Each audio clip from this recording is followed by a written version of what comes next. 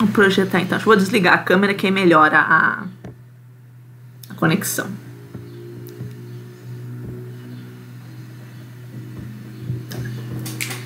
Então a ideia é a gente fazer uma distinção, entender qual é a área de estudo da climatologia, né, e qual a sua importância para os estudos dentro da geografia. Vai, meu filho. Eu sempre esqueço que é aqui.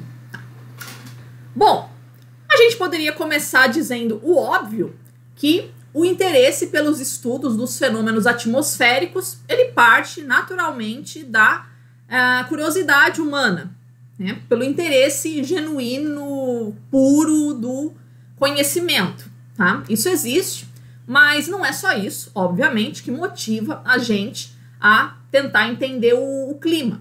É muito fácil a gente perceber a importância que o clima vai adquirir na nossa vida muito prática e muito cotidiana. Tá todo mundo aí preocupado com crise hídrica, com preço dos alimentos, né, que vai ter relação aí com a tal da crise hídrica, né? Então isso é uma coisa que afeta muito a gente no dia a dia, né? E mesmo no nosso atual estágio de tecnologia, não deixa de ser diferente, tá? Então, em relação ao que os nossos antepassados fizeram, o que os homens das cavernas fizeram, né? Toda a preocupação que a humanidade inteira carregou em relação ao clima, embora a gente tenha essa preocupação toda tenha se atenuado ao longo da história, mas ela não deixa de existir, e eu acredito realmente que isso nunca vai deixar de existir. A gente sempre vai depender dos estados atmosféricos para produzir a nossa vida, tá? E muito mais do que produzir a nossa vida, a gente tentar prever os estados atmosféricos para a gente tentar se desvencilhar de algumas enrascadas que a gente pode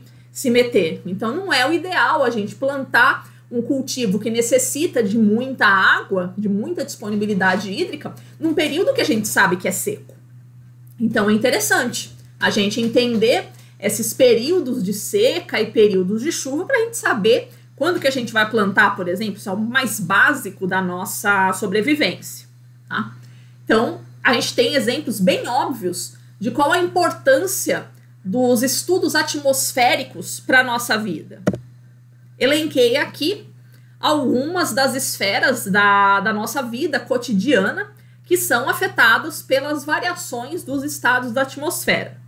É muito interessante a gente perceber que o mais básico dos básicos, que é a comunicação humana, o quanto ela é afetada pelos tipos de tempo. Ora, sobre o que você fala com um desconhecido na fila do ônibus, dentro do elevador, numa fila de espera qualquer? Você puxa assunto sobre o tempo. Nossa, tá quente hoje, né? Nossa, finalmente choveu hoje, né? Ai, não tô mais aguentando esse calor, eu quero a volta do frio, né? Pode reparar. E mesmo quando você tá num diálogo com uma pessoa que você conhece, a hora que acaba o assunto, que a gente tem esses momentos também, né? A hora que acaba o assunto, a gente recomeça a conversa falando sobre o tempo, tá? Então, o tempo, os tipos de tempo, a variação, as suas preferências a respeito dos estados atmosféricos é um grande puxador de fala, é um grande iniciador e continuador de comunicação. Então daí a gente já nota uma importância mais do que básica, né, na própria interação entre os seres humanos. Não estamos nem considerando os efeitos da atmosfera sobre as nossas vidas, mas simplesmente para nossa interação uns com os outros a gente utiliza-se bastante do tempo para iniciar uma conversa ou prolongá-la. A vestimenta, é claro que existe muito da indústria da moda, dos costumes, mas é inegável a influência dos tipos atmosféricos sobre o tipo de roupa que a gente vai usar, seja em relação à época do ano, as diferenças que a gente tem da nossa vestimenta entre o verão e o inverno, seja em relação aos diferentes locais da Terra, né? Como é que você se veste no norte da Europa, como é que você se veste no México, como é que você se veste no meião da Argentina. Então tem diferenças em relação aos espaços que você ocupa, o tipo de roupa que você vai utilizar. A produção agrícola, óbvio, né, o tipo de cultivo que você vai fazer, qual é a época que você vai fazer para para esse cultivo. Eu tô aqui ensaiando, fez esses dias de sol, eu marquei bobeira, né? Mas eu tô tentando plantar morango em casa, eu tô ensaiando para isso, porque, né, não tá dando para comprar as coisas, a gente vai ter que começar a plantar nos últimos tempos, assim. Então eu resolvi, eu falei, vou plantar morango, vamos brincar isso daí, né? Minha mãe era da roça, então a gente sempre brincava de plantar alguma coisa em casa, então a gente vou tentar ensaiar, plantar morango. Então eu tô aqui ensaiando, né, esperando um dia de sol, fala que tem que pegar um dia de sol forte, assim, que é pra quebrar a dormência das sementinhas ali do morango, que não é semente, é a semente? É a semente, né? É a sementinha ali do morango. Agora me pegou. Eu lembrar das aulas de biologia, porque o morango é flor, né? A fruta que as sementinhas... Esquece essa história, bom, enfim, né? Mas a ideia é que você precisa de um dia de sol forte, por isso que o morango ele dá em setembro, que é quando você começa a ter o ressurgimento do sol, assim, depois do final do inverno. Então eu tô aqui preocupada, né, com a minha roça de morango, tô esperando, né, dar um dia de sol forte pra poder plantar os meus morangos aqui, né? Até semana passada eu tava fazendo sol, marquei bobeira, agora veio a frente fria, eu fico aqui esperando para plantar meus morangos. A alimentação. Então, o que você vai comer também, de novo, claro que isso tem o efeito cultural, isso a gente, quarta e sábado, a gente come feijoada, né, no meio de semana, assim, não, a gente almoça aquela feijoadona, assim, mas existe, é inegável que a gente percebe uma variação na alimentação nossa, na qualidade, no tipo de alimentos que a gente utiliza entre o verão e o inverno e também entre as regiões geográficas da Terra. É muito interessante que, se você for conversar com os médicos, eles vão falar sobre isso também. Quando você tem pessoas com crise de diabetes, é muito mais frequente as pessoas ter crise de diabetes no inverno do que no verão. Porque a gente come mais doce. O corpo ele sente essa necessidade de ter mais energia, a gente fica mais fissurado por doce no inverno do que no verão. Isso não se aplica a mim, né? Eu sou fissurada em doce o ano inteiro, né? Mas pessoas comuns, né, tem mais essa fissura por açúcar no inverno. O planejamento das suas atividades diárias, se você vai fazer o churrasco, se você vai passar a chapinha, se você vai à praia, toda a sua rotina, né, as escolhas que você faz vai ter relação com os estados do tempo. Você olha o tempo antes de fazer as coisas. Você vai lavar roupa, você observa o tempo para você fazer as suas escolhas das suas tarefas do dia a dia. Efeitos sobre a saúde, como a gente mencionou brevemente aqui, né? Crises de diabetes, elas são mais frequentes no inverno. Doenças cardiovasculares, de maneira geral, elas são mais frequentes no inverno, tá? Em contrapartida, as chamadas doenças tropicais não são tão tropicais assim, né? Elas são mundiais, mas é inegável que elas têm uma frequência maior no verão, né? Dengue, malária, né? Essas doenças que são transmitidas por mosquitos, elas tendem a atacar mais no verão, tá? A navegação, tá? A maneira como você vai organizar uma viagem, né, ou trabalho, para quem trabalha com a pesca também, já emendando com o próximo ponto, a sua rotina de navegação e pesca também é guiada pelos tipos de tempo, tá?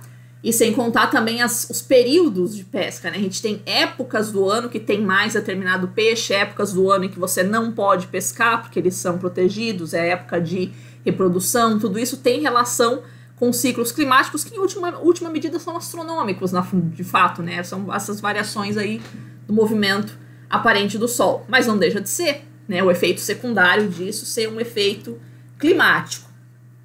O planejamento e a produção industrial, por exemplo, né, indústria da moda, filtros solares, né, se produz muito mais no verão do que no inverno. Toda a indústria alimentícia também ela vai ter essa preocupação maior, né, com os alimentos que a gente consome mais no verão. Pensando em sorvete mesmo, para a gente ficar num exemplo bobo, assim, tá? Tem uma preocupação maior com a refrigeração no inverno, né? O transporte de cargas alimentícias, por exemplo. No verão é um negócio mais complicado, ele é mais custoso, né? Então porque você tem que se preocupar mais com o transporte, com a refrigeração da carga. Tá? E, por fim, as guerras. Também, né, o planejamento de batalhas, ele exige o conhecimento climático, tanto da época quanto dos locais que você está trabalhando. É muito notório isso na história recente da humanidade, o que foi a Guerra do Vietnã para os Estados Unidos. Tá? Além de eles estarem lutando num ambiente de selva, que é de uma selva muito fechada, né, que é um ambiente completamente desconhecido assim para a maioria dos soldados norte-americanos, eles não faziam ideia do que eram as chuvas de monções, esse período de verão que começa a chover. Fala bastante isso no filme do Forrest Gump. Ele mostra uma cena assim na hora que ele tá lá no Vietnã. Ele fala, um dia começou a chover e não parou mais por 4 meses. Tudo bem que tem um certo exagero do filme, mas não é um exagero muito exagerado, assim. Né? A gente tem essas regiões da Terra, a Indochina, o sul da Ásia, de maneira geral, são regiões muito chuvosas no verão. Então, se você é de uma região que não está acostumado com isso, você não sabe se embrenhar no meio do mato, no meio dessa água toda, não é só se embrenhar no meio do mato, é se embrenhar no meio da água toda. Isso dificulta bastante o planejamento de batalhas. O que esses caras tiveram de infecção no pé, porque o pé fica úmido o dia inteiro na água, meu Deus do céu. Então, isso dificulta bastante, dificultou bastante as batalhas norte-americanas ali no Vietnã. Isso só para ficar num exemplo bem caricato, assim. Então, aquilo que a gente já tinha comentado na nossa aula do plano de ensino que eu estava explicando para vocês. A gente não para pensar. Parece que é tão naturalizado a maneira como o clima está afetando a nossa vida, né? Os estados de tempo estão afetando a nossa vida, que a gente não para. Nessa hora que você começa a pensar, né, as coisas que você faz no dia a dia, o planejamento ao longo de um ano, ao longo de vários anos aí para a sua vida, né, você leva em consideração os tipos climáticos. Eu tinha um amigo, ele trabalhava em Maringá, e ele vivia falando, vem trabalhar aqui em Maringá, vem trabalhar aqui com a gente e tal, e falava, não, Maringá é cortado pelo Trópico de Capricórnio, né, eu só vou para regiões ali que estão além do Trópico de Capricórnio, porque são mais frias, né? Fala, pô, dá um desconto, né? É cortado pelo trópico, tá valendo, tá dentro do seu critério, né? Mas é uma coisa que você leva em consideração. Onde é que eu vou trabalhar? Onde é que eu vou passar o resto da minha vida? Foi um critério que eu levei em consideração quando eu vim para Florianópolis, por exemplo. Apareceram outras oportunidades de outras regiões do Brasil, mas eu não queria ir para lugar quente, eu queria vir aqui para um lugar mais fresquinho. Doce ilusão, porque isso aqui no verão também é quente que nem o inferno, né? Mas ok, tem coisa pior no Brasil, né? Forno Alegre também no verão é insuportável, né? Floripa ainda tá bom, assim. Dá pra fazer, dá pra levar.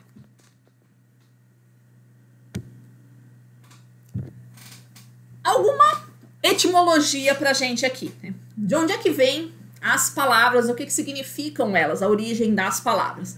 A palavra atmosfera, a gente aprende na escola, que significar a esfera de átomos, né, que é a esfera de ar que envolve a Terra. Na verdade, a gente tem um significado um pouco mais profundo aí, tá? A origem da palavra atmosfera mesmo, né, a palavra atmos, esfera é esfera, ok, né, não tem muita discussão. Mas o atmos, do atmosfera, a raiz dele é de uma palavra do sânscrito, que eu coloquei a transcrição dela aqui, e a transliteração, né, como se fala isso, é Atman. O que significa Atman em sânscrito? Significa o espírito que tudo envolve. Oh, espírito que tudo envolve. O que vem a ser esse espírito que tudo envolve? Mais ou menos assim, no hinduísmo, as religiões orientais, de matriz orientais de maneira geral, elas têm uma concepção de Deus um pouco diferente das concepções monoteístas, que são aquelas que vão vigorar mais no Ocidente e no Oriente Médio. Então, no monoteísmo, Deus é uma pessoa, né? Ele é um indivíduo destacado da natureza. Nas religiões de matrizes orientais, mais ou menos, não é bem assim, né? Deus ele faz parte da natureza. Não é nem faz parte da natureza, assim, ele é a própria natureza, né? Tudo o que existe está imbuído dessa origem divina, né? E todos os seres que existem no mundo compartilham dessa divindade, tá? Então, esse espírito que tudo envolve, né, seria toda essa vida, né, a fonte, a origem da vida que está em todos os seres, né? Sejam os seres animados, sejam os seres inanimados, né? O que é animado, o que é inanimado, isso varia bastante, né?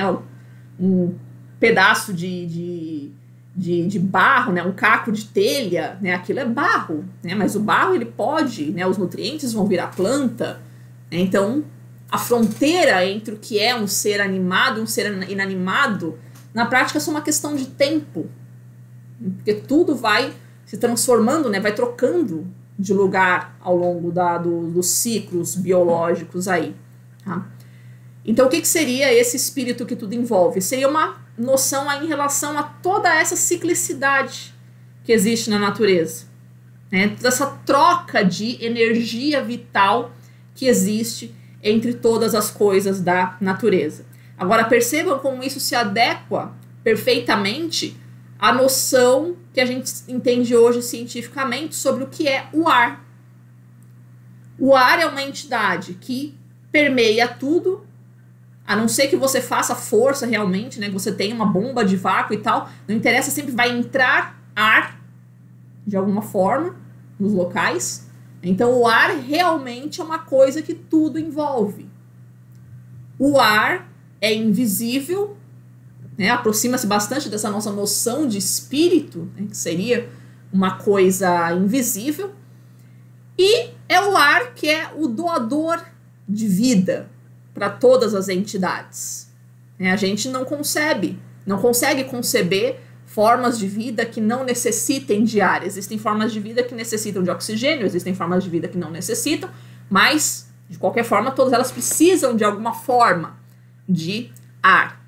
É tão enraizado na gente essa ligação do ar com a vida, que qual é a primeira coisa que você avalia para saber se uma pessoa, um animal, né, tá vivo ou se tá morto? Primeira coisa, você bate o olho e você vai se desesperar ou não. É se ela tá respirando.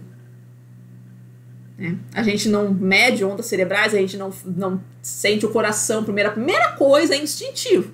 Primeira coisa que a gente vai avaliar ali o nariz, né? Se ela tá respirando. Tá? Então a gente tem realmente muito arraigado na gente essa concepção do ar, né, como esse doador da vida, como a verdadeira fonte de vida no nosso planeta. Então vem muito a calhar, né, essa noção desse espírito que tudo envolve, nessa coisa invisível que permeia tudo, que vai trocando de lugar o tempo todo. Uma hora o oxigênio está na planta, outra hora está na gente, outra hora está na rocha, né? O ar, ele tem essa coisa de intercambiabilidade com todos os elementos da natureza, ele vai trocando de lugar, ele é vida em alguns momentos, ele é morte em outras, né? Ele é o espírito que governa todas as formas de vida que existe no nosso planeta. Então ele está em tudo, não se vê, mas ele é fundamental, ele dá vida para tudo o que existe. Olha que profundo, que lindo, né? Então, é isso que significa, na verdade, o Atman do sânscrito, tá? Nas línguas ocidentais, essa palavra Atmos, ela vai derivar, né, essa raiz, ela vai derivar para alguns outros significados. A gente tem para a língua grega, vai ser transformado, esse Atman vai ser transformado em anemos, que significa vento, daí o instrumento, por exemplo, que a gente utiliza para fazer medições de vento, que é o anemômetro. E uma derivação disso para a língua portuguesa, por exemplo, a palavra alma. A palavra alma tem raiz aí no Atman, tá? Do anemos dos gregos. O que é a alma? Também é a coisa que te mantém vivo, essa energia que te mantém vivo. É aquilo que diferencia um corpo, né, morto ou inanimado, né, de um corpo que carregue vida. Tá? Então, você perder a alma, a gente usa metáforas até para isso, né? Falar o sopro divino, né? A gente fala, Deus soprou nas narinas de Adão e deu vida, né? Ele fez do barro e soprou nas narinas dele, ou seja, colocou o ar, né? Colocou alma em alguma coisa que era inanimado, né? De um barro fez isso virar um ser humano. Olha como é presente isso nas nossas culturas, toda essa noção do ar como o doador de vida, como sendo a própria vida. Então é um significado um pouco mais profundo, né? O átomos não é simplesmente ar, é realmente toda a vida que nos envolve. Tá? A palavra clima é um pouquinho menos romântica. Tá? A palavra clima vem do grego klina, que significa inclinação. Tá? Por que vem aí da palavra inclinação?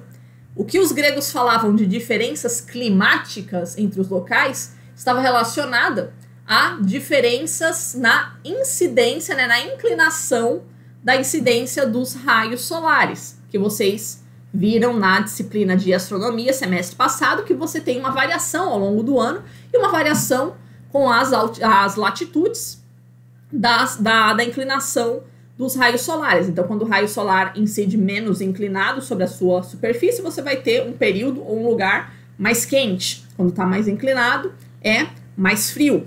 Tá? Então, essas variações climáticas seriam, então, variações na incidência dos raios solares. Tá? Todas as civilizações ao longo da história fizeram estudos meteorológicos e climáticos, né, estudaram os fenômenos atmosféricos, mas como a nossa cultura é a cultura ocidental, a gente sempre destaca as sistematizações que os gregos fizeram a respeito dos estudos climáticos. Destacamos aí o estudo do Hipócrates, chamado de Águas, Ares, Águas e Lugares, que é um tratado de medicina. Não deixa de ser um tratado de medicina, tentando entender a influência dos fatores naturais sobre a saúde humana, né? Como é que os diferentes tipos de ar, como é que os diferentes tipos de águas influenciavam a saúde humana. Até hoje a gente está preocupado com isso, né? O que é a nossa preocupação com a poluição do ar, com a poluição da água, sobre a nossa saúde, né? Ainda hoje a gente tem essa preocupação que o Hipócrates já expressava. E o tratado meteorológica do Aristóteles parece, né, que é ele que cria essa palavra, né, ou pelo menos dá esse conceito, né, de uma ciência sobre o ar. Já existia essa noção, né, nos gregos, né, aparece no Platão alguma coisa nesse sentido, mas com outro significado, ali nos diálogos platônicos. A palavra meteorologia, a origem dela quer dizer meta-oros. Logia é estudo, ok, né? Então, estudo do meta-oros. Meta, aquilo que está acima. Oros é a superfície. Então, estudo daquilo que está acima da superfície. Seria o que a gente entende como atmosfera, né? O ar que está acima da superfície terrestre. Então, meta-oros seria o estudo das coisas que estão em cima da superfície, né? No Platão isso aparece com outro sentido, né? O sentido de coisas espirituais, tá? No sentido religioso mesmo, mas o Aristóteles vai dar esse sentido mais material, tá? Então, estudar a atmosfera mesmo, tá? No que a gente entende hoje como estudos atmosféricos. Certo até aqui, crianças? Agora a gente passa para uma época da história da humanidade, que são as grandes navegações. Vocês que foram bons alunos de HPG, que eu sei, vocês devem se recordar que existia, ainda existe, né, mas antigamente com mais força, uma concepção dentro da geografia, das ciências humanas de maneira geral, que nós chamamos de determinismo. A noção de que os locais, os atributos do ambiente vão determinar a força e o caráter dos seres humanos, tá? O que a gente observa, por exemplo, na carta... Ah, outra coisa também, esqueci de falar. E sem contar também que outra marca do período das grandes navegações é o que nós chamamos de idealização. O que é idealização? É você formar uma ideia daquilo que você não conhece. Não é a mesma coisa que preconceito. Também não deixa de ser, né? A idealização é um preconceito ao contrário, né? Você considerar como muito bom, né? O preconceito é você considerar como muito ruim aquilo que você não conhece. A idealização é você considerar como muito bom aquilo que você não conhece, que está distante de você, né? Os dois seria, então, você formular uma ideia equivocada, seja de pessoas, seja de lugares, whatever, tá? Então, observemos, por exemplo, a carta do Pero Vaz de Caminha, aquela carta que ele escreveu para o rei de Portugal quando chegaram aqui a Esquadra do Cabral aqui no Brasil. Ele diz assim: contudo, a terra em si é de muito bons ares frescos e temperados, como os de entre Douro e Minho, porque neste tempo de agora, assim os achávamos como os de lá. Mano, você sabe onde que a Esquadra do Cabral aportou? Mais ou menos ali em Porto Seguro, na Bahia. Eu fico olhando isso, cara, eu falo, sério? Eu nunca estive, né, nessa região da Bahia. Já conheci um pouco do sertão da Bahia, mas ali, essa região de Porto Seguro, eu não conheço. Mas eu acho muito pouco provável que ali seja realmente uma região de muito bons ares frescos e temperados. Ah, professora, naquela época não tinha desmatamento ainda, bicho. Eu acho que nem mata não conseguiria fazer aquela região realmente ser muito bons ares frescos e temperados. Tá? Mesmo porque eles chegaram em abril, né? Não tava no inverno ainda, né? Acho muito pouco provável que realmente fosse uma área de muitos bons ares frescos e temperados. Mas o que é isso, né? É aquela propaganda básica que você tem que fazer pro rei de Portugal, né? Dizer, nossa, a gente achou uma terra aqui maravilhosa, maravilhosa, é o paraíso na terra, né? Vamos investir nessa terra. Isso é muito frequente na história da humanidade, né? Você idealizar tipos climáticos, vender locais como se fossem o paraíso na Terra, para empreendimentos imobiliários, empreendimentos de colonização, e na verdade não é bem assim que acontece, né? Os locais não são o resultado da sua idealização, os locais são o que são os locais, eles não têm compromisso nenhum com aquilo que você pensa sobre eles, tá? Em relação ao determinismo, nós podemos citar esse trecho aqui do Montesquieu, que ele vai dizer o seguinte: já observamos que o grande calor debilita a força e coragem dos homens, e que em climas frios eles possuem um certo vigor de corpo e mente que os torna capazes de ações longas, dolorosas, grandiosas e intrépidas. Isso também foi considerado verdadeiro na América. Os impérios despóticos do México e Peru estavam próximos da linha do Equador aí no caso, e quase todas as pequenas nações livres estiveram e ainda estão próximas aos polos. Cara, mais escrachadamente determinista do que isso, eu acho bem impossível da gente achar. Tá? Então, o que ele está dizendo? Que os povos de climas frios, eles são mais fortes, são mais vigorosos de corpo e de mente. E os de climas quentes, eles são mais débeis, né? Eles têm menos força, eles têm menos coragem.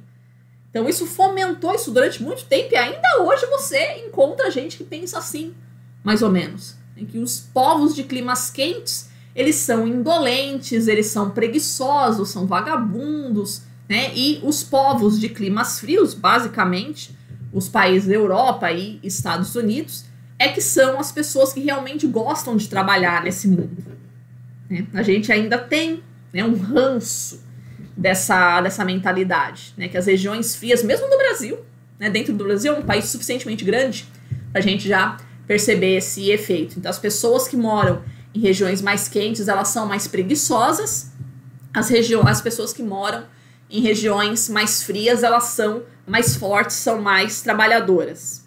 Tá? Então ele está Montesquieu está retomando esse mesmo raciocínio. Ele fala, assim como na Europa a gente observa isso, sul da Europa a galera é mais preguiçosa, né? Então no norte a galera é mais trabalhadora, mesma coisa na América. Os países quentes da América foram regiões onde houve impérios despóticos, ou seja, sociedades escravistas, onde as pessoas se submetiam à escravidão. Olha isso, as pessoas se submetem à escravidão por causa do clima. Enquanto que as regiões mais temperadas foram onde se desenvolveram as colônias que as pessoas desfrutaram de mais liberdade, onde as pessoas mais prosperaram. Tá? A gente ainda percebe esse ranço determinista na nossa sociedade ainda hoje. Tá? Foram por outras razões que se deram esses desenvolvimentos históricos aí.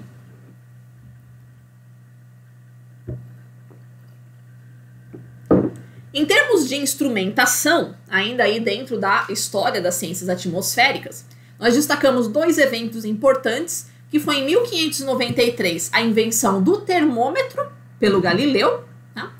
E de um instrumento que talvez vocês não conheçam, que é o barômetro. O barômetro é um instrumento utilizado para medir a pressão atmosférica. É uma coisa que a gente não está muito habituado, quem não é do ramo da climatologia não conhece muito bem esse conceito de pressão, mas ele é de suma importância, a gente vai ver isso ao longo da nossa disciplina, tá? Pelo Torricelli em 1643. Tá? O Torricelli, quando ele inventa o barômetro, qual é a ideia? Ele sabia, né, a gente sabe isso do nosso cotidiano, que quando você vai subindo a montanha, né, e principalmente ali na Europa, que você tem essas montanhas mais elevadas, ou você observaria isso aqui nos Andes também, quando você vai subindo a montanha, parece que vai faltando ar lá em cima. Né? A gente tem mais dificuldade para respirar. E é mesmo, né? O ar fica mais rarefeito lá em cima. Então o Torricelli, quando ele inventa o barômetro, a ideia dele era medir altitude. Né? À medida em que o barômetro fosse exibindo variações, ele estaria fazendo uma correlação aí entre a variação, né, do barômetro, a variação da pressão atmosférica, com a altitude da montanha. Só que não contavam com uma astúcia do ar que a pressão atmosférica não depende só da altitude. Tá?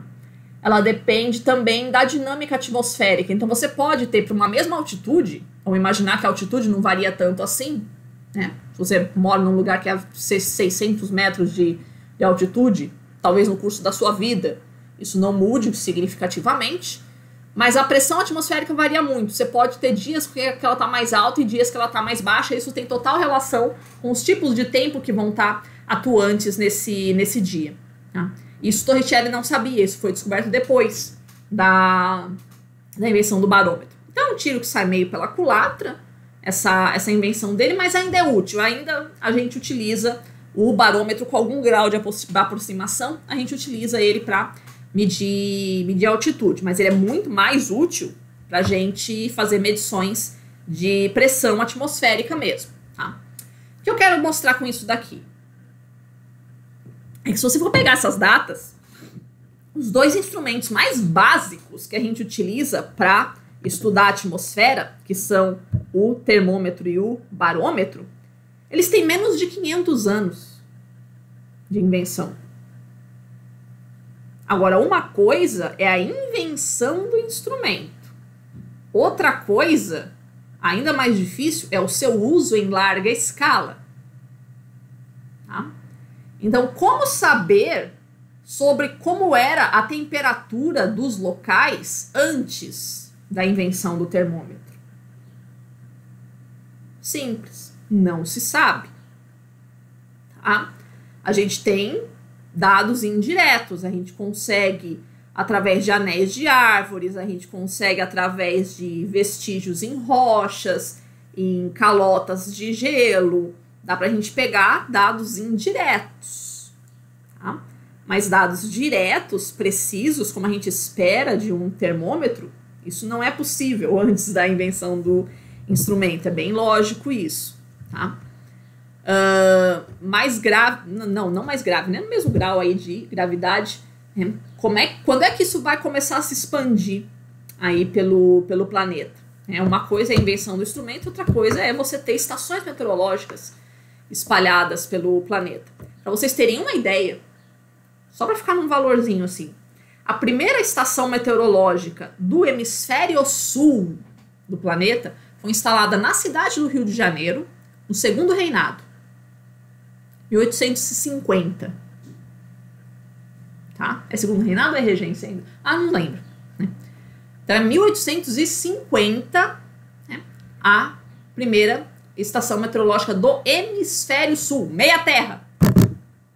Para você ter uma estação meteorológica aqui. 1850, cara, isso foi anteontem. Acho que minha bisavó, de repente, estava viva em 1850. Tá? Então isso é muito recente em termos de história da humanidade. Tá? Na Antártida, se eu não me engano, foi 1950. Que se der certo foi o ano que a minha mãe nasceu.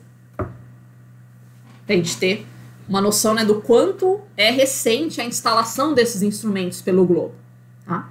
Então isso mostra o quanto de cuidado a gente tem que ter quando a gente faz afirmações do tipo, a gente está vivendo o período mais quente dos últimos 1000 anos, dos últimos 2000 anos, dos últimos 10.000 anos. Né? Com que base você pode fazer esse tipo de afirmação? Porque as temperaturas que a gente mede hoje, a gente mede com termômetros. Para a gente ver temperaturas de 1000 anos atrás, isso tudo é dado indireto. E dado indireto nunca deixa o valor, vamos dizer assim, diário.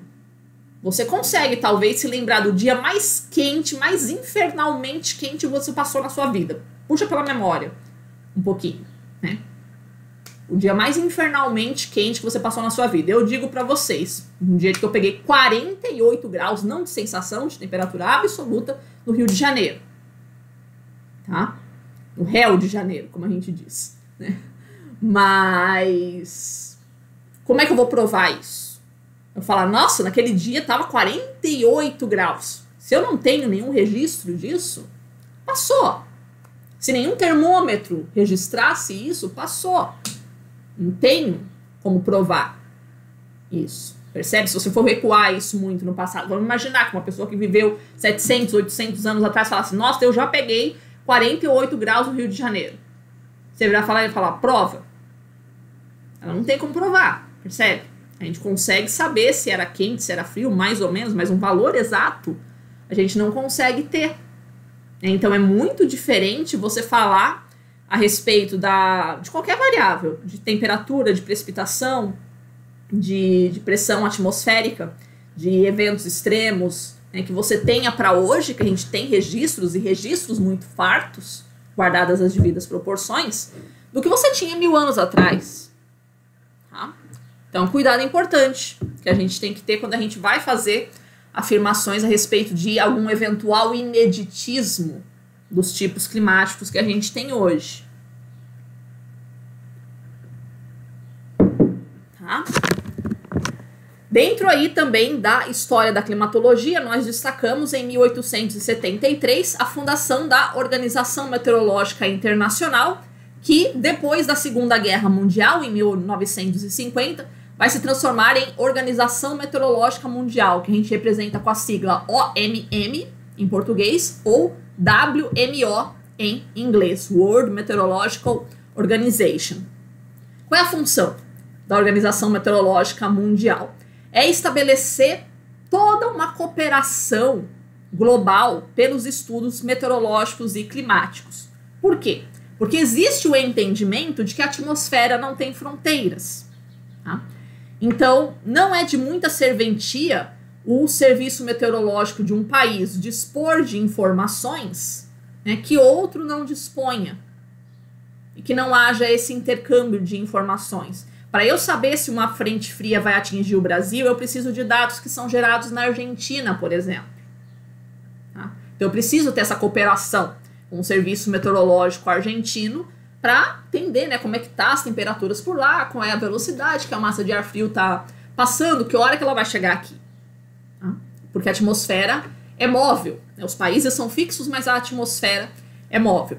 Então, grosso modo, a função da Organização Meteorológica Mundial é essa. assegurar que há continuidade desse intercâmbio e dessas parcerias em nível global pelos estudos do tempo e do clima. Tá? Em termos de distribuição geográfica de conhecimento, é um problema que acontece, vamos dizer, em todas as ciências, uma assimetria entre a produção científica dos hemisférios norte e sul da Terra. Os países do hemisfério norte, que englobam Japão, Europa e Estados Unidos, eles têm estudos de meteorologia e de climatologia muitíssimo mais avançados do que o que a gente observa no hemisfério sul da Terra. Tá? Mesmo porque, primeiro que no hemisfério sul tem menos países, né? A maioria é pobre, só se salva aí a Austrália e a Nova Zelândia, o resto são países pobres mesmo, né? Terceiro ponto é que quem é que vive tomando furacão na cabeça? É os Estados Unidos. Um pouquinho ali o Japão, né? Mas 70%, acho, 70% dos furacões que acontecem no planeta vão atingir os Estados Unidos. Tem a probabilidade de acontecer, de atingir.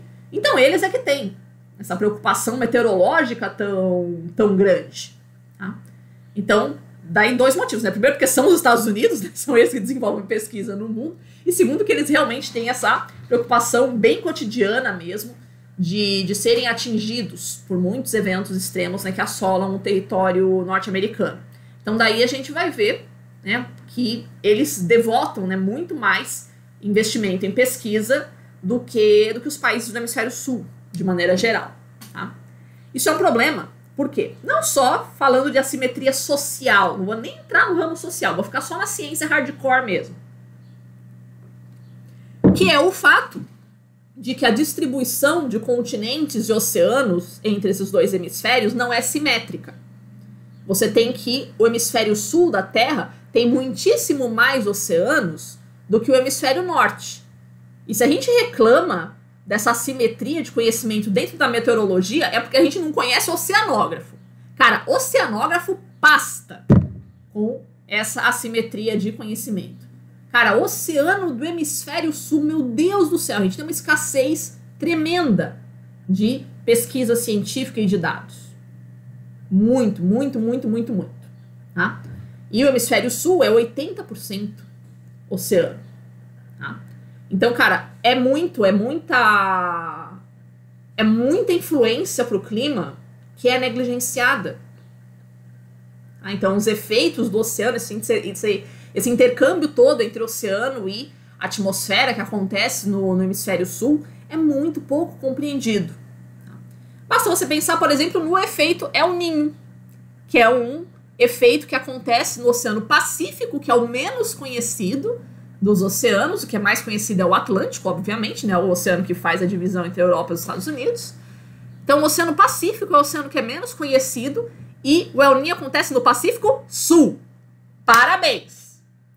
Então, de todas as esferas da Terra, a hidrosfera é a menos conhecida, né? Que são os oceanos. O Oceano Pacífico é o menos conhecido e o Pacífico Sul, menos ainda. É onde acontece o El Niño, que é um fenômeno que atinge climaticamente o planeta inteiro. E aí? Como ficamos? Não ficamos. Muito simples, até hoje a gente não sabe o que provoca efetivamente o El Niño. Então a gente fica realmente muito de mãos atadas, né, na oceanografia, na meteorologia, por essa limitação científica que nós temos com relação ao hemisfério sul, a dinâmica oceanográfica e climática do hemisfério sul.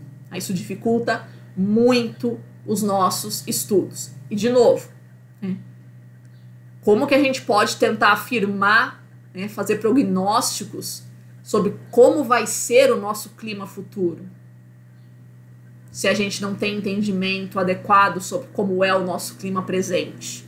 Alguns tentam. Eu sou bem incrédula nesse ponto.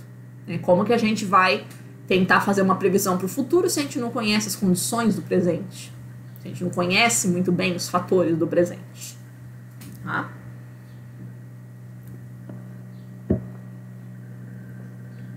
Certo? Então esses são alguns pontos importantes para a gente reter aí a respeito da história da climatologia.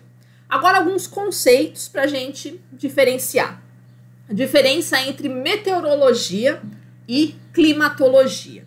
Tá? Vou falar aqui em relação a duas ciências diferentes. Tá? A meteorologia é a ciência que vai estudar os fenômenos atmosféricos. Todos eles. Chuva, granizo, furacão, aurora boreal, whatever. Tudo que acontece na atmosfera é objeto de estudo da meteorologia. Seja essa atmosfera que está mais em contato com a superfície, seja a atmosfera mais acima.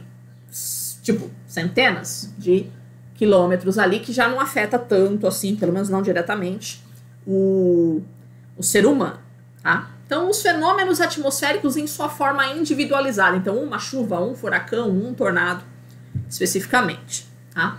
A climatologia, ela não está tão preocupada assim com os fenômenos em sua individualidade, mas sim com a sua recorrência. Não estou preocupada em saber sobre um furacão especificamente. Eu quero saber por que uma determinada região do planeta costuma ter furacão. Não que isso não aconteça na meteorologia. Lógico que acontece porque eles precisam saber onde é que acontecem os furacões para poder prever a ocorrência dos furacões. Tá? Mas a climatologia ela vai um pouco mais além. Tá? Ela está preocupada não com os fenômenos individualmente, ela está preocupada com a recorrência desses fenômenos e mais, né? Os efeitos que esse fenômeno vai ter para a organização das sociedades humanas. Tá? Como as sociedades humanas vão se apropriar dos tipos de tempo. Um exemplo que a gente pode falar, né, seja com relação aos furacões, ou seja nos Estados Unidos, ou seja com relação às chuvas, deslizamentos que tem bastante no estado de Santa Catarina, por exemplo, a defesa civil desses locais.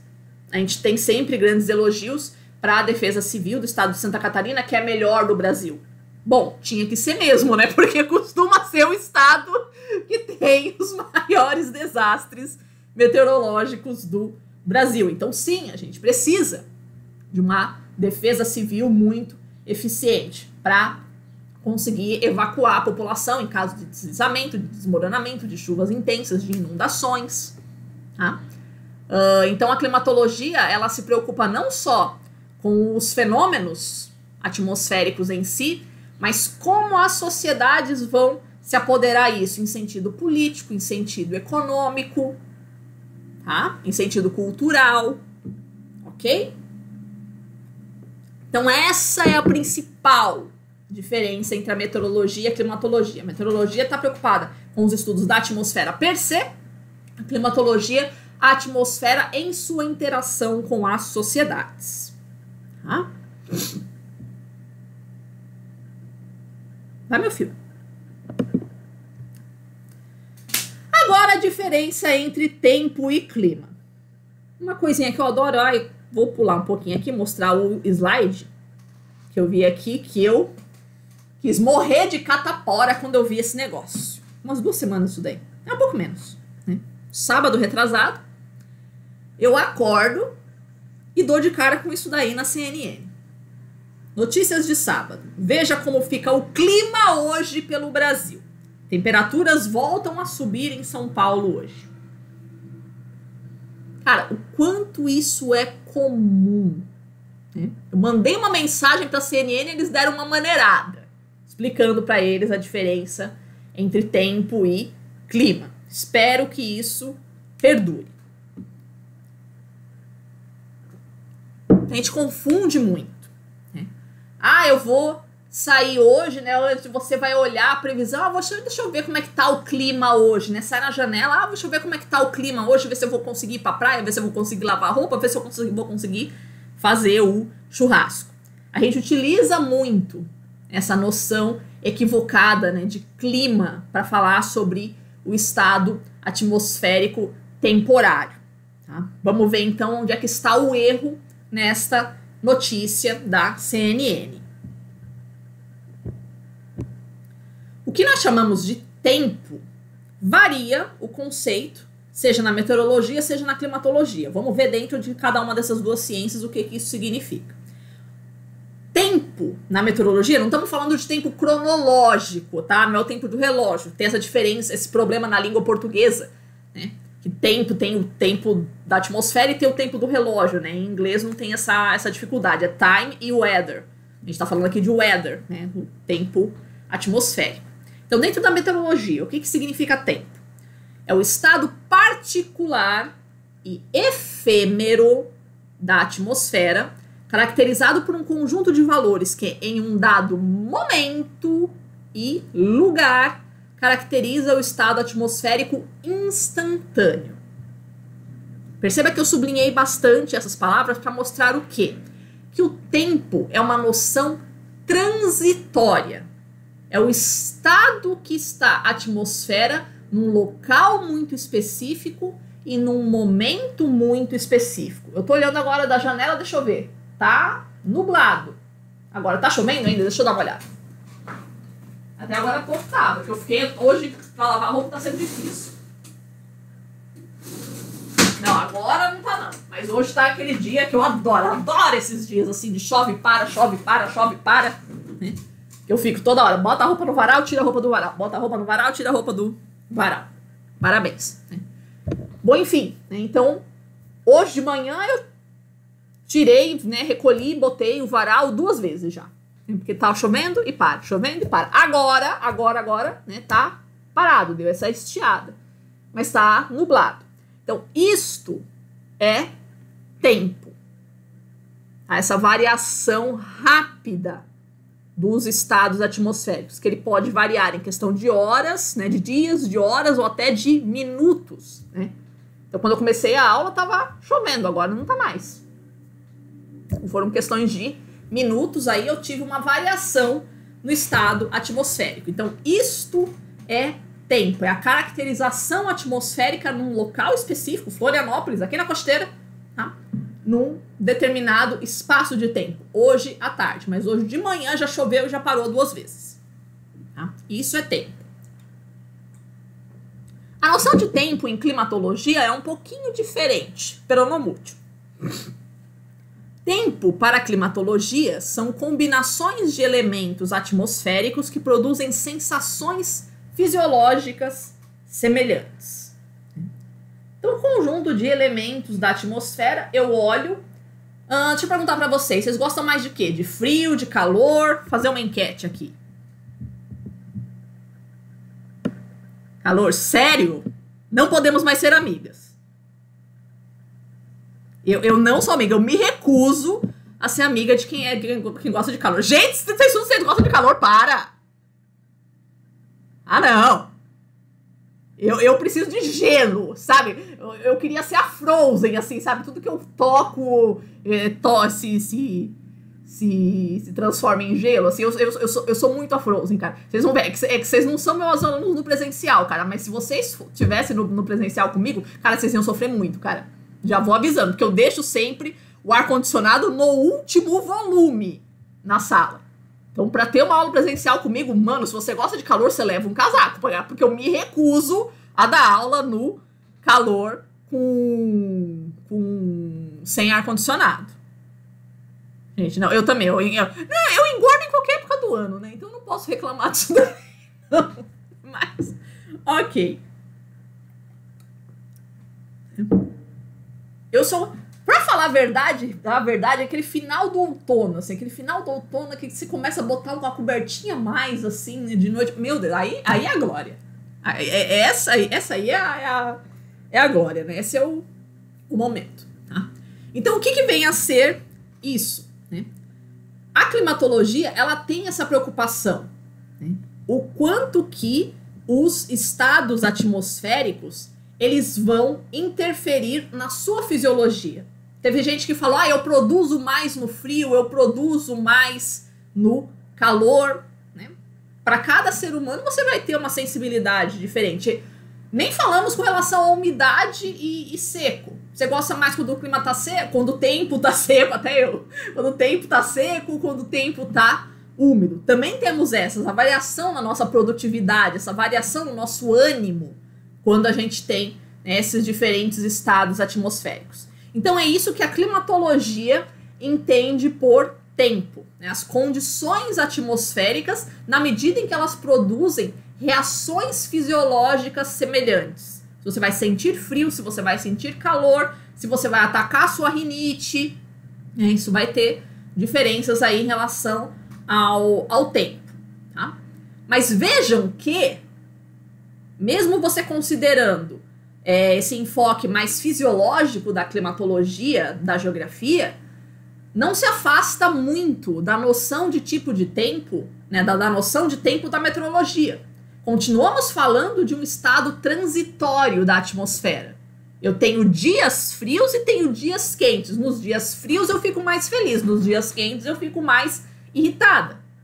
Mas eu continuo falando de dias específicos, da minha variação de humor em questão de minutos, em questão de horas, em questão de dias. Percebe? Então, tanto na meteorologia quanto na climatologia, eu guardo essa noção de transitoriedade dos estados atmosféricos e de uma transitoriedade bastante rápida.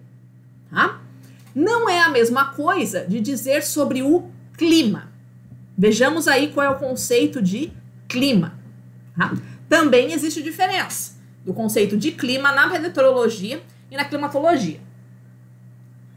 Na meteorologia, os meteorologistas chamam de clima o conjunto de fenômenos meteorológicos que caracterizam o estado médio de uma variável qualquer da atmosfera em um ponto da superfície terrestre. Então, quando você ouve um meteorologista falando a palavra climatologia, você pode tranquilamente substituí-la pela palavra média. Quando ele fala a climatologia da temperatura de Florianópolis, ele está falando a média histórica da temperatura de Florianópolis. A posição da zona de convergência intertropical no outono se afasta bastante da sua climatologia. Se afasta da sua posição média. Tá? Então, tranquilo. Quando você ouviu a palavra climatologia no idioma meteorologês, 99% dos casos você pode trocar por média.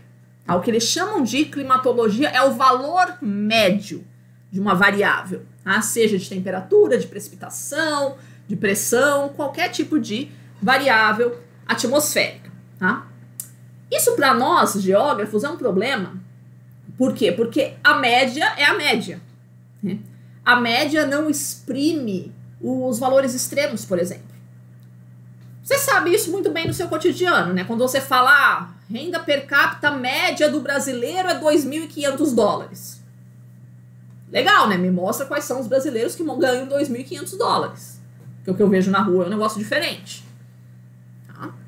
Então esse é o problema da média. Tá? Qual é ela não mostra os extremos. A média é uma generalização. A média é uma abstração. Não que não seja útil. Né? Você saber que a renda média do brasileiro é $2.500, sei lá se é isso, estou inventando, né? É diferente de você ter países em que é $10.000. Dá para você fazer uma comparação, né? Qual é o mais rico, qual é o mais pobre. Mesma coisa aqui. Se eu falo de um local que a temperatura média é 22, é diferente de você falar de um local que a temperatura média anual é 26. Isso já te dá uma noção de que o local que tem a temperatura média de 26 é mais quente, tá? Mas não exclui a possibilidade de uma época do ano, de um dia específico do ano, uma cidade que tem uma média de 22 ter temperaturas que batem a casa dos 40.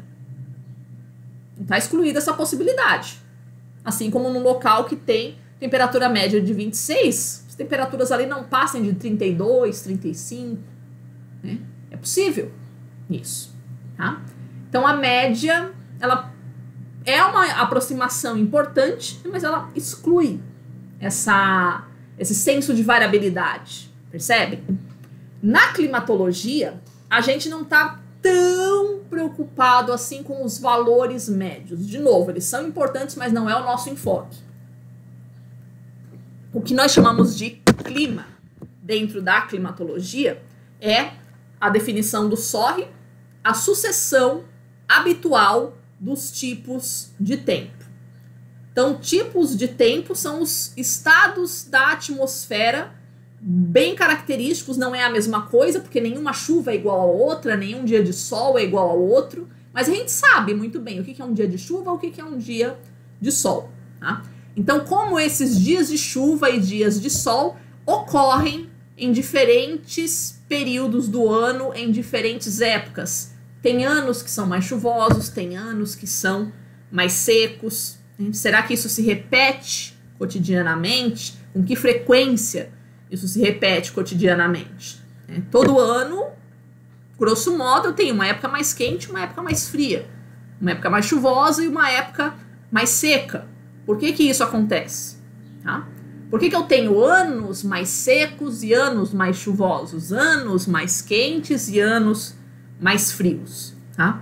Será que isso também tem uma recorrência? Será que existe uma ciclicidade? A cada 10 anos, a cada 5 anos eu tenho uma seca maior? Não sei. Tá?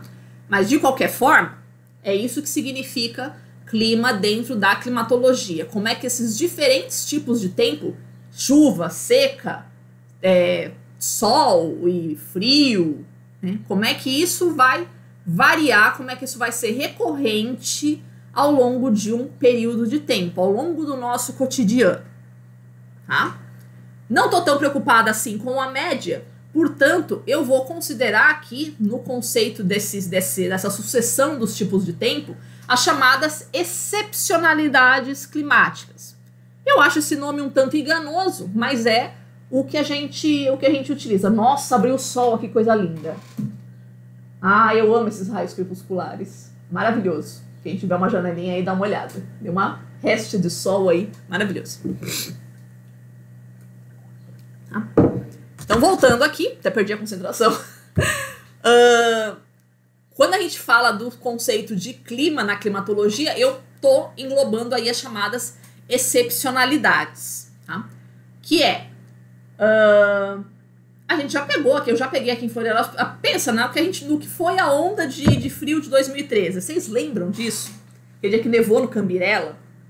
Meu Deus, aquela semana foi terrível.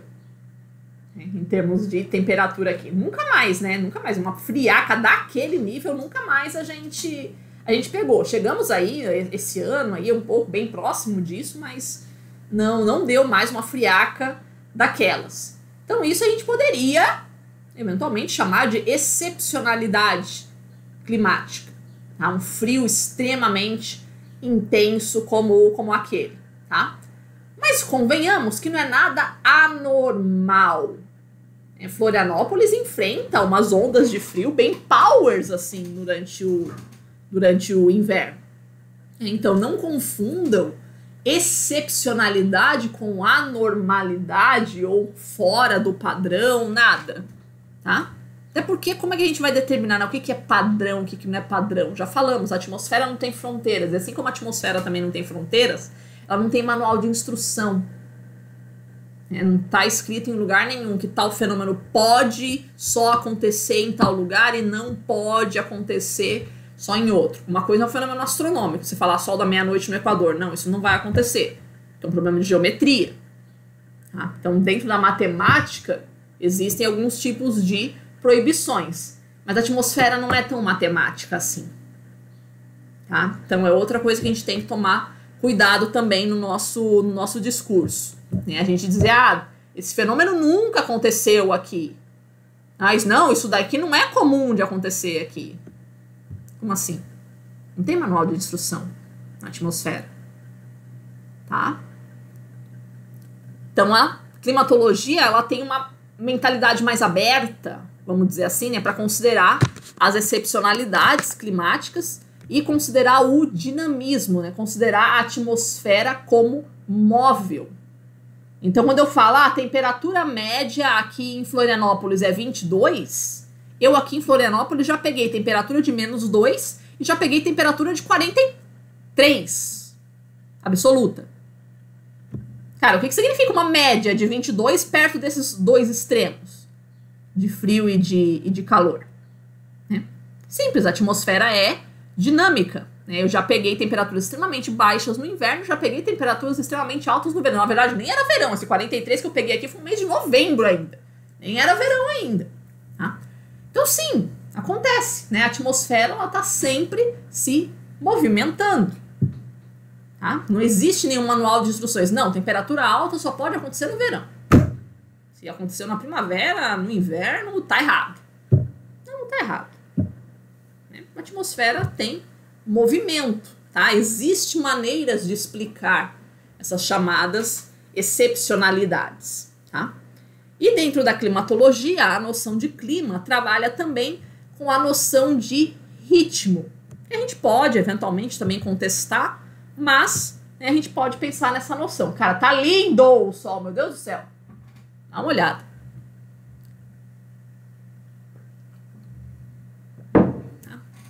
O que vem a ser essa noção de ritmo?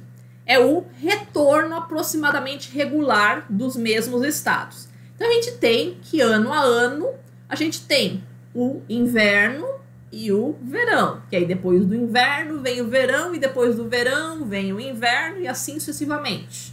Tá? Mas a gente pode pensar em ritmos mais longos de repente.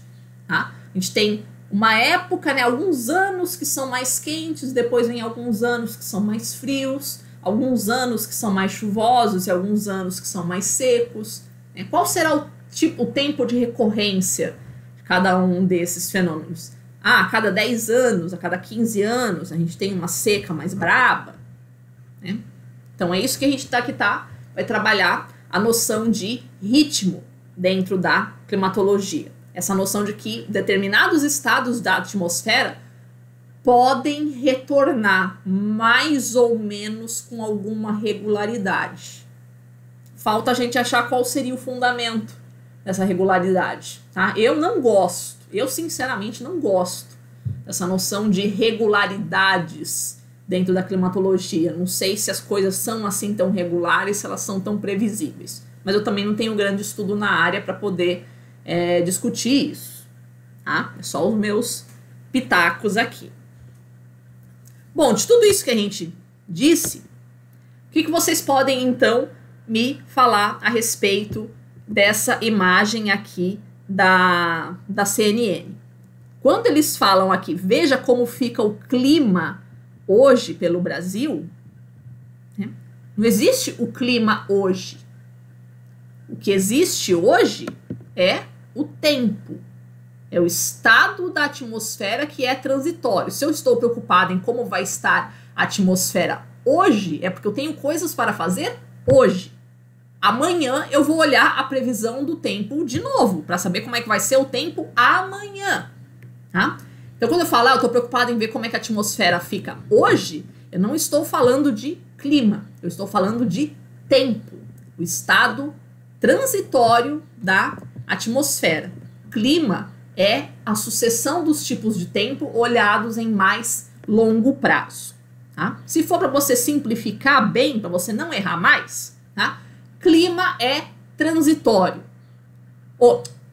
Esquece que eu falei. Tempo é transitório. Clima é mais ou menos permanente, a sucessão mais ou menos, estou assassinando a climatologia aqui, mas ok, é uma sucessão mais ou menos permanente dos estados atmosféricos. Então sempre que você estiver falando de alguma coisa transitória, você está falando de tempo atmosférico, você não está falando de clima, ok? Então, mancada federal aí da CNN.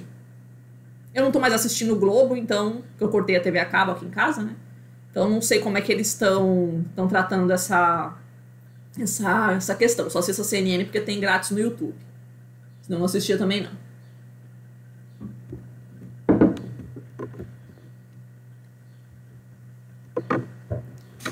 Aqui nós temos uma imagem do que é o sistema climático global. Tá? O que a gente vai chamar de sistema climático? Uma generalização aqui, todos os elementos que vão interferir de alguma forma, direto ou indiretamente, na atmosfera, em como vão ser os estados da atmosfera. Então, nessa imagem aqui, o que nós vemos, né? O Sol, óbvio, né? As nuvens, a composição atmosférica, os vulcões, as florestas, os rios, os oceanos, as geleiras, as atividades humanas. Tá? Tudo isso interfere sobre os estados atmosféricos, cada um produzindo de acordo com a sua função.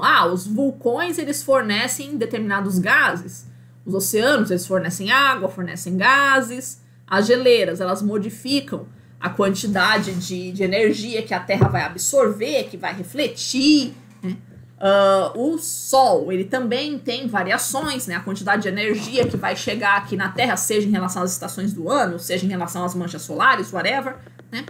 Então, todos esses elementos que a gente tem aqui pro o sistema climático, cada um deles vai ter uma parcela de ação sobre o sistema. Cabe ao geógrafo saber qual é a parcela que vai caber, né, de responsabilidade que vai caber a cada um desses elementos do sistema climático. Tá? É muito... Outro erro que a gente comete bastante também é a gente atribuir maior força a algo que talvez não seja tão relevante assim dentro do sistema climático. Como nós somos seres humanos, a gente tem uma tendência, isso é natural, todo ser humano tem isso, é um viés cognitivo importante esse. A gente tem uma tendência de achar que a gente pode muito mais do que aquilo que a gente efetivamente pode, né? A gente tem uma tendência de acreditar demais no nosso taco, né? De achar que a gente é o super-homem. Tá? Alguns não, mas a maioria, a humanidade como um todo, tem essa tendência de confiar demais no seu taco. Né? E dentro da climatologia isso interfere no sentido da gente superestimar bastante a nossa relevância dentro do sistema climático. Né? A gente realmente acha que a gente tem a capacidade de provocar mudanças climáticas muito repentinas, muito drásticas, muito perniciosas, com atitudes extremamente simples que nós temos, né? Então, a maneira como a gente usa carro, a maneira como a gente usa energia, tá na roda essa discussão há muitos anos, né, sobre quais os efeitos que isso pode ter sobre o sistema climático. Tá? Como a gente vai ver ao longo do semestre, talvez muito desse discurso seja bastante exagerado. Tá? A gente superestima bastante os nossos papéis, pelo menos quando a gente compara com os oceanos, as geleiras, talvez não seja tão relevante assim. Tá? Então essa é a nossa função como geógrafo, a gente compreender qual é a parcela de atuação de cada um desses elementos dentro do sistema climático e dar-lhes a devida atenção, a devida importância, né, reconhecendo devidamente bem essas parcelas de atuação. Tá? Então, retomando, né, tudo que a gente estava falando aqui, o sistema climático global contempla um conjunto de entidades naturais e humanas que interferem no funcionamento da atmosfera, que por sua vez interfere sobre outras entidades da superfície terrestre. Então, aquilo que o clima vai produzir, né, os tipos climáticos diferentes que são produzidos nas diferentes superfícies do planeta, vão ter efeitos ecológicos, por exemplo, diferentes. Né, o tipo de ecossistemas que vão se instalar aqui. Por que tem floresta nas regiões equatoriais? Por que tem deserto no norte da África? Tá? Isso tem explicação climática.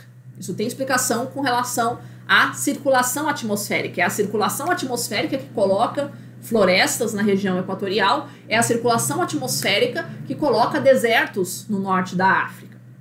Tá? Então, o estudo do sistema climático vai servir diretamente para isso, né? Quais os tipos de ecossistemas que a gente vai produzir, né? E depois os tipos de ecossistemas antropogênicos, né? Quais são os tipos de agriculturas que a gente vai conseguir fazer em cada localidade. Tá? Então, o ser humano dá uma resposta ao sistema climático também, né? Se apropria desses atributos do sistema climático. O meteorologista, o que ele vai fazer? Ele vai tentar, né, pegando esses diferentes elementos aqui do sistema climático e vai tentar traduzir todas essas interações em equações matemáticas, que é o que a gente chama de modelagem atmosférica. Tá? Eu vou traduzir, vou tentar quantificar quanto de energia sai do oceano para a atmosfera. Com que ritmo? Quanto de água sai do oceano para a atmosfera? Né? Quanto de dióxido de carbono que as florestas conseguem sequestrar da atmosfera? Quanto de energia que o Sol manda? Quanto de energia as nuvens armazenam? Quanto que vai cair de água das nuvens em cada região da Terra? Esse é o papel do meteorologista, quantificar e tentar relacionar por meio de equações, né? Quando eu tenho mais energia vindo do oceano, isso vai produzir tais e tais efeitos sobre as florestas, sobre as geleiras. Tá? Então, quantificar esses valores de fluxos de matéria e de energia que estão aí pelo sistema climático e relacioná-los através de equações para quê? Para tentar prever, né? O que é uma incógnita na equação. É um valor que você não conhece e você vai tentar descobrir qual é esse valor. Então, a gente vai tentar... próximo aqui. Então, a gente vai tentar, modelando a superfície terrestre, é que a gente vai conseguir prever os estados atmosféricos. Então, como é que eu faço previsão do tempo? Como é que eu sei que uma frente fria vai passar pela minha região? Tá? Porque eu tenho equações, eu tenho modelagem atmosférica que me prevêem isso. Tá? Assim como você fez isso na escola. Né? Pegando um exemplo bem banal, né? Você fez isso na escola, os exercicinhos ali de física, vocês que foram bons alunos de física, vocês se recordam isso. O carro, quando ele está a determinada velocidade, quanto tempo ele vai levar para chegar nesse ponto, né? Com que energia que ele vai bater. Tá? Então a gente faz isso. Né? São leis da física que a gente vai utilizar para poder modelar a atmosfera com vistas a ter essa previsão sobre os estados atmosféricos, né? Já que nós dependemos tanto da previsão. Né? Nós somos seres voltados para o futuro. Assim, a gente está sempre preocupado como é que vai ser amanhã, depois de amanhã, os tipos de tempo ou as variações climáticas futuramente. Tá?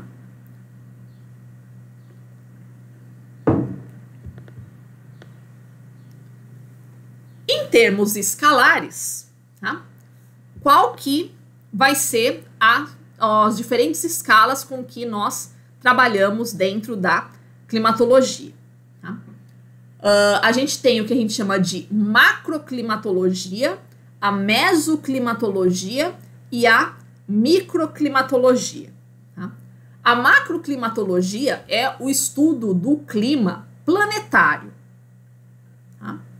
Que é o resultado dos fatores astronômicos, ou seja, como as temperaturas vão variar por latitude, por estação do ano. Isso é uma consequência direta da distância que nós estamos do Sol e da curvatura da Terra, que seria o efeito das latitudes. Tá? A mesoclimatologia seria o resultado secundário desses fatores astronômicos. Tá? Adicionado aí também com a configuração dos continentes e oceanos. Então, como se distribuem os continentes e oceanos da Terra e como isso vai influenciar na trajetória das massas de ar. Quer um exemplo? Você sempre ouve falando aí sobre a frente fria que vem da Argentina. A gente ouve direto isso. Mas dificilmente você vai ouvir falar de uma frente fria que vem do Chile. E o Chile não é tão longe assim. Tá? Por que isso? Tá? Porque as massas de ar elas têm mais facilidade para atravessar o território argentino e chegar no Brasil do que atravessar o território chileno. Porque para vir do Chile tem que atravessar os Andes. Existe massa de ar que faz isso, mas elas são mais raras. Tá? Então é mais cotidiano a gente ouvir falar sobre massas de ar vindo da Argentina do que do Chile. Tá?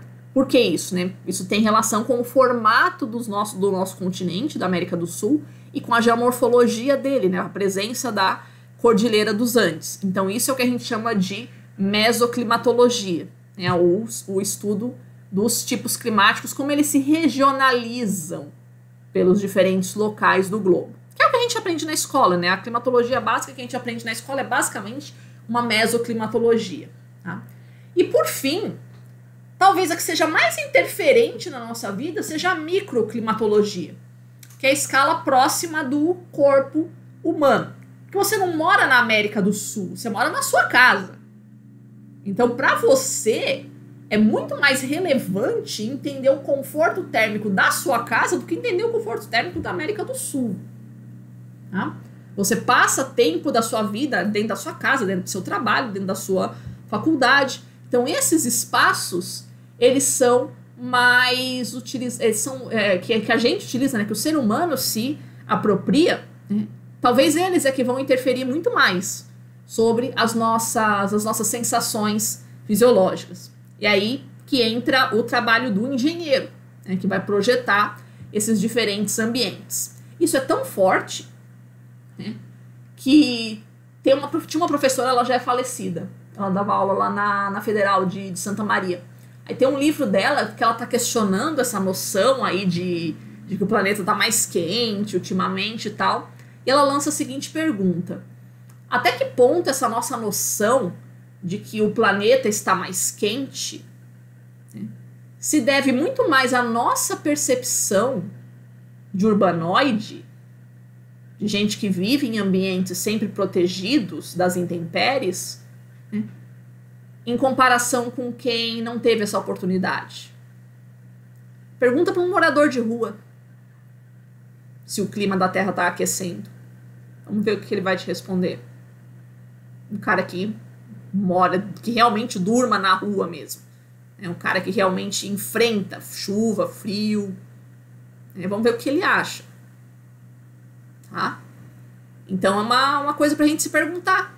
Até que ponto essa nossa sensação, mas eu percebo, eu tô vendo que o clima tá se aquecendo.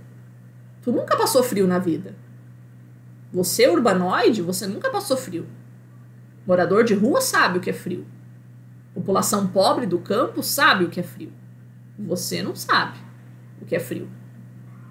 Tá? Então, do fato que você não sabe, que você nunca passou frio, você não pode derivar que a sua sensação seja um dado científico.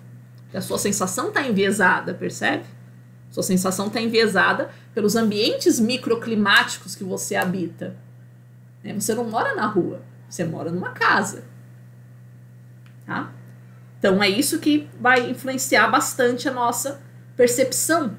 Os diferentes ambientes que a gente habita influenciam bastante a nossa percepção dos tipos climáticos. Então essa é a tarefa do geógrafo, compreender quais fatores são relevantes para a produção dos tipos climáticos de cada escala. Ok?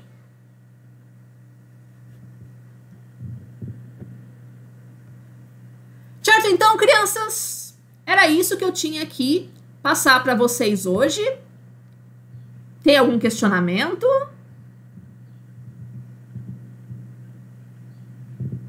Dou-lhe uma. Dou-lhe duas. Dou-lhe 3. Ficamos então por aqui, crianças. Diga, querido.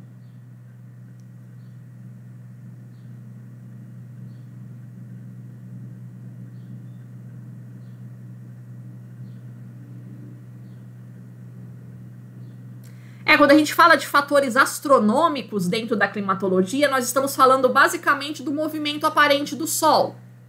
Tá? Então, o resultado, tudo aquilo que a gente viu no semestre passado, o resultado dessa variação da incidência solar. Que a gente pensa em astronômico, a gente pensa só em coisas do espaço, não, mas dentro da climatologia a gente usa esse termo, fatores astronômicos, para falar sobre